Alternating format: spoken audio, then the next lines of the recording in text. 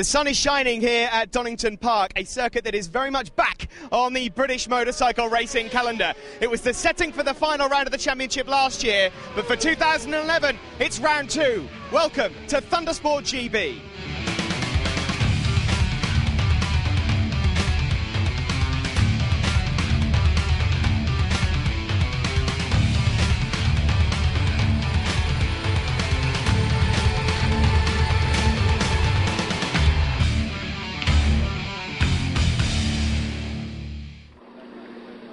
And a big welcome to Donington Park for Thundersport GB. Fantastic weather greeting the riders here for this meeting back at the lovely circuit. And as Steve was saying, it's been extensively remodelled. Steve, take us on a lap of the track.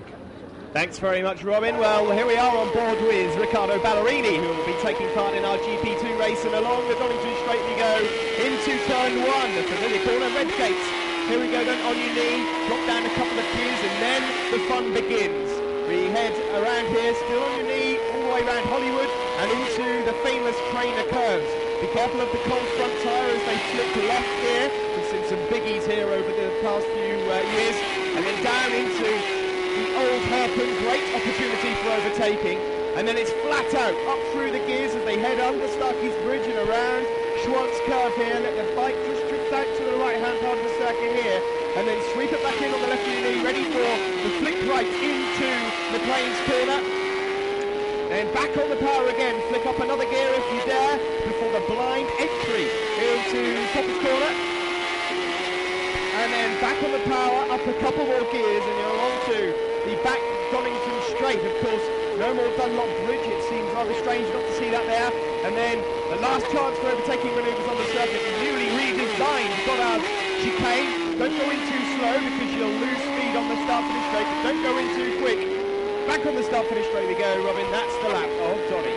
Fantastic stuff. Great to see the circuit restored to its former glory. And we've got some glorious racing to go with it. First up, the Bridgestone Thundersport 500. Steve's on the grid. Thanks very much, Robin. Well, we're on the grid then for the Thundersport 500s, and on pole position, Steve Tomes. Some great racing here yesterday, and it'll be interesting to see if Steve manages to get on the top step of the podium. We'll see that lovely lock of hair that he's managed to grow over the winter. Stick a white band on, maybe a bit of Mark Knopfler going on. All in all, though, the grid full of 500s here, all looking to get on the podium. And, well, with Laws in the contest, Tansley, Harrison, Robin, it's up to you.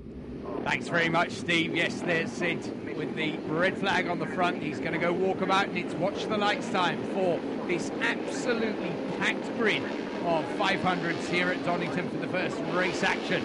Steve Tomes on pole, gets away well, but look who got away well on the outside of the front row of the grid.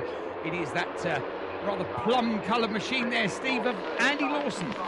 Yes, Lawson from Arbroath in Scotland, our 2010 Mini Twins champion, got off to a great start there. I mentioned Luke Tansley, unfortunately not made it onto the grid due to injuries from yesterday, but he's got off to a great start, and Tomes there in second position with the black leathers and the white helmet.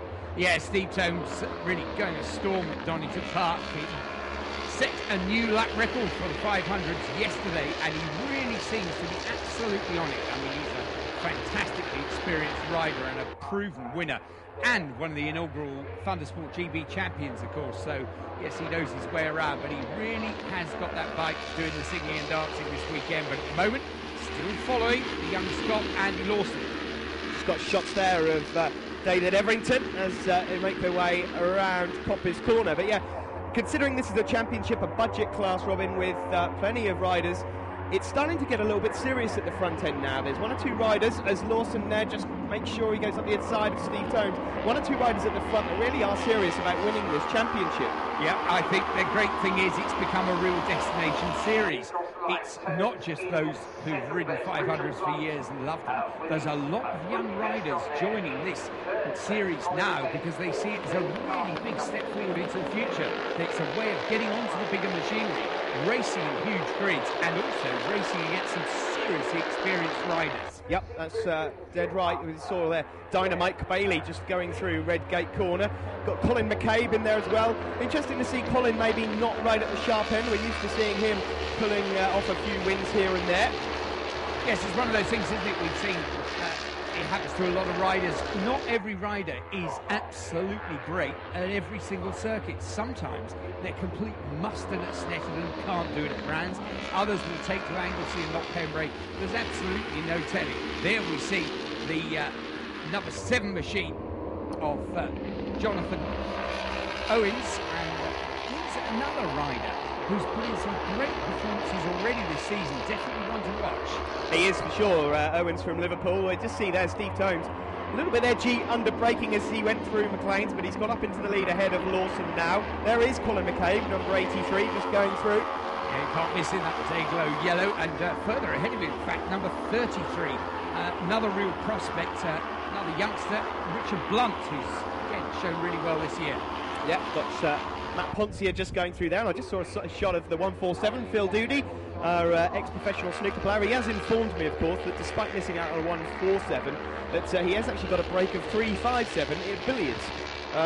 So maybe he'll have to change his number to 357. Not sure. He's racing for Jordan Watman Racing this season, but good to see Phil out there. But at the front here, Steve Tomes. Well, Andy Lawson is not letting him get out too far ahead. In third position now, just seeing David Carson, 111. And there's Chris Pickersgill, 21. Chris, of course, who was with us right at the start and one of the founder members of the 500 Championship. Yeah, one of the prime movers behind the resurrection, really, of 500s, which happened when it came together with Thundersport GB. And I'll tell you what, fantastic times being set, you know, as a new lap record from Steve Tomes yesterday.